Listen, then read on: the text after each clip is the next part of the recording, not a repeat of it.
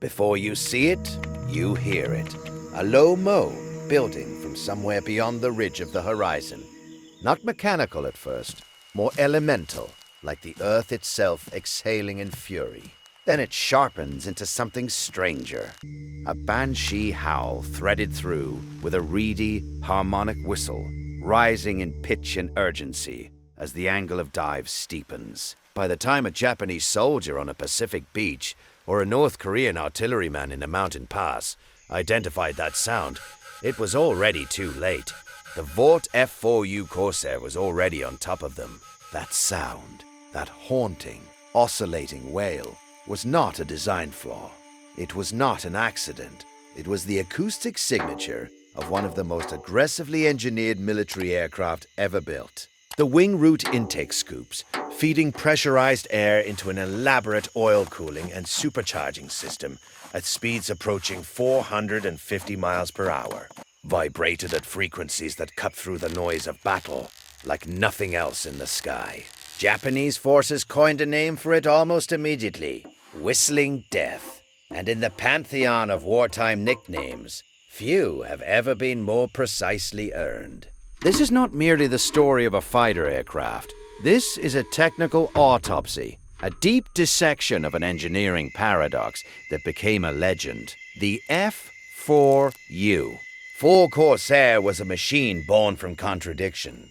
Too powerful for the airframe that had to contain it, too large for the carrier decks it was designed to fly from, and too aerodynamically unforgiving for the average naval aviator to master without considerable risk of his own life. And yet, against every institutional objection and engineering obstacle, it evolved. It Sector adapted. Alpha 357, It coordinates dominated. 06.888. By the time the Corsair's 70.990. production line finally went Affirmative. cold Proceeding with in assessment. December Status remains Alpha Alpha. 1952, making it the longest-running American piston-engine fighter program in history, the F4U had accumulated a kill ratio against Japanese aircraft of 11-1. It had carried the war from the jungles of Guadalcanal to the frozen ridgelines of the Chosin Reservoir.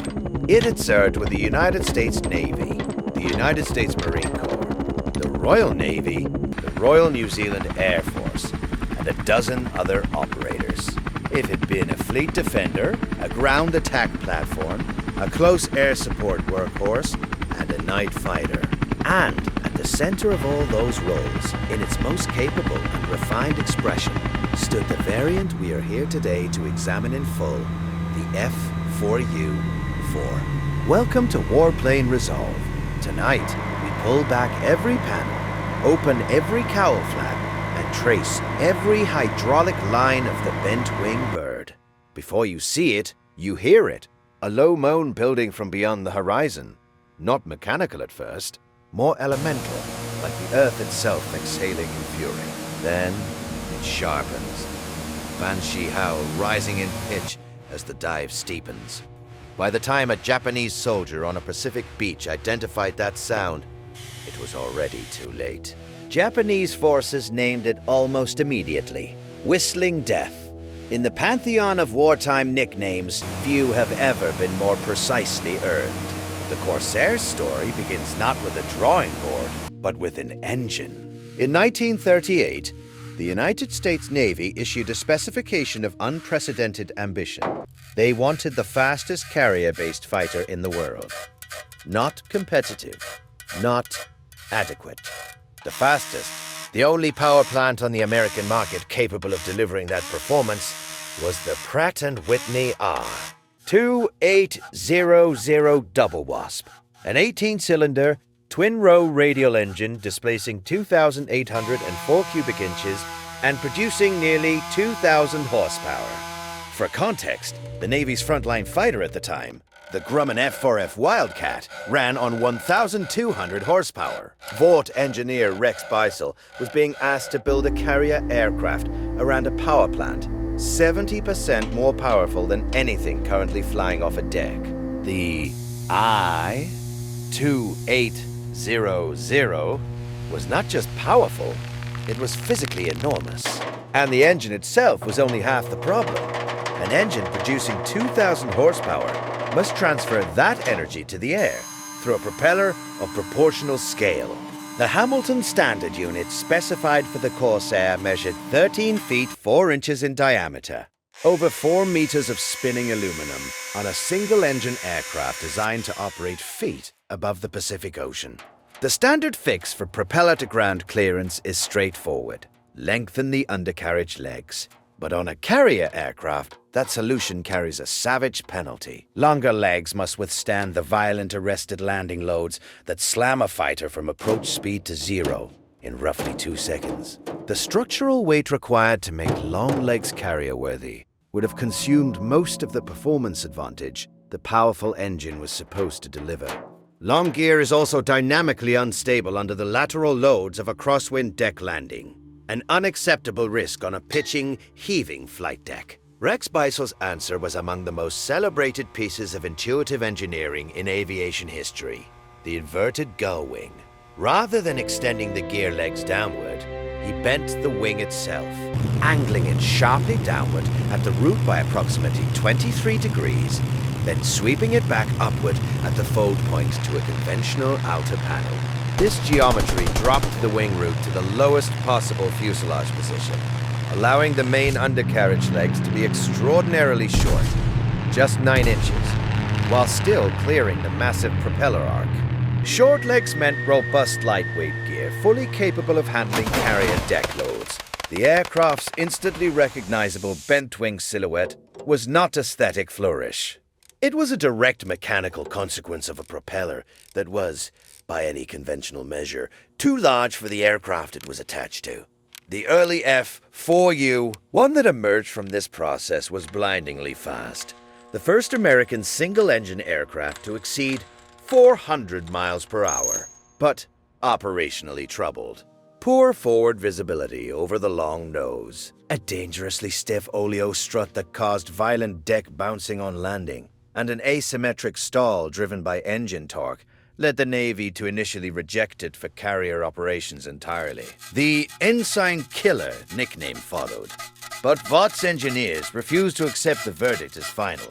Through successive variants, they lengthened the tail wheel, revolved the landing gear, raised the cockpit, and refined every deficiency, until the aircraft the Navy had once rejected became the premier carrier fighter of the Pacific War. And in its ultimate expression, the F-4U. 4, the most powerful and capable piston-engine naval aircraft in history. The Corsair's airframe was, for its era, a masterpiece of structural engineering under constraint. Among its most radical manufacturing choices was the spot-welded wingskin, a deliberate departure from the riveted aluminum panel standard on virtually every other combat aircraft of the period. Rivets, however carefully countersunk, create surface discontinuities that generate measurable drag at high speed. Vaught's flush spot welded panels eliminated these protrusions entirely, yielding a genuinely smooth aerodynamic surface that contributed directly to the aircraft's exceptional top speed. The technique was more demanding to manufacture and harder to repair in the field, but the performance gain justified every complication. The wing root intake scoops, the source of that haunting battlefield whistle, were an elegant solution to the R2800's ferocious thermal management demands. Rather than hanging oil coolers beneath the engine in a drag-inducing chin scoop, Vaught buried them inside the wing roots and fed them through precisely sized leading-edge intakes. Hold it, looking good. The right-wing Clearance scoop on the right is additionally fine. supplied the Check the left two-stage side. supercharger's Perfect. intake Lowering it charge. now. At Easy. cruise conditions, Looking these good. ducts function here. silently time. and efficiently. Let's get to But it. during a high-speed dive, as airflow velocity surged well beyond design parameters, the duct geometry acted as an acoustic resonating chamber. The column of air within oscillated at its natural frequency, producing that pure, penetrating, variable pitch whistle that Japanese forces named Whistling Death. Modern computational fluid dynamics simulations of the intake geometry reproduced this signature precisely. It was not a flaw, but an inevitable consequence of physics being pushed past its design envelope. The Korean War gave the Corsair an unexpected and brutal second act. By 1950, the F-4U-4 was the most capable piston fighter in the American inventory. and Marine Corps aviators flew it into conditions that tested every margin the design possessed. At the Chosin Reservoir in December 1950, Corsair pilots provided the close air support that allowed the 1st Marine Division to break out of encirclement, flying delivery passes so close to friendly lines that they could read the faces of the Marines below. The aircraft's 2,450 horsepower gave it the energy to pull out of weapons runs in terrain that would have trapped anything less powerful. And its proven structure absorbed the punishment without complaint. Remarkably, F-4U. 4 pilots even scored kills against early jet aircraft in low-altitude engagements, where the Corsair's superior turn rate and power partially offset the MiG's speed. The final proof of a design that had reached the absolute limit of piston engine achievement. The Corsair's production run closed in December 1952, a full decade after the first examples entered service, and years after jets had assumed the primary combat roles in both the Navy and Air Force. No other American piston fighter came close to this longevity. The P-51 Mustang was out of production by 1945. The F-6F Hellcat, the Pacific War's dominant fleet fighter, followed shortly after. The Corsair outlasted them all because its fundamental architecture, powerful engine, clean airframe, massive ordnance capacity, proved adaptable to every mission requirement that a decade of evolving warfare could produce. The Corsair's story is ultimately a story of engineering resolve. Its early deficiencies were real and costly. The Navy's initial rejection from carrier operations was rational, not timid. What followed was a methodical campaign of systematic refinement. Lengthened tailwheel, revalved oleo struts, upgraded engine, 4-bladed propeller, redesigned cockpit, expanded hardpoints. That transformed a brilliant but dangerous prototype into the finest carrier-based piston fighter history has ever seen. 13 feet of spinning aluminum, 41 feet of inverted gull wing, 2,450 horsepower, and a whistle that enemies learned to fear. That was the F-4U. For Corsair, that was Resolve. This has been Warplane Resolve, where we do not merely recount history, but disassemble it, examine it under full light, and put it back together so that you understand not just what was built, but why, and how, and at what cost. If this deep dive into the F-4U, for Corsair gave you something, a deeper appreciation for the physics of piston aviation, for the stubborn ingenuity of the engineers at Vought, for the courage of the Marine and Navy pilots who bent this magnificent, dangerous machine to their will across 2 wars, then share it, subscribe, and let us know in the comments which warplane you want us to autopsy next. The propellers are still turning. Yes! Oh my God, yes! I did it! We did it!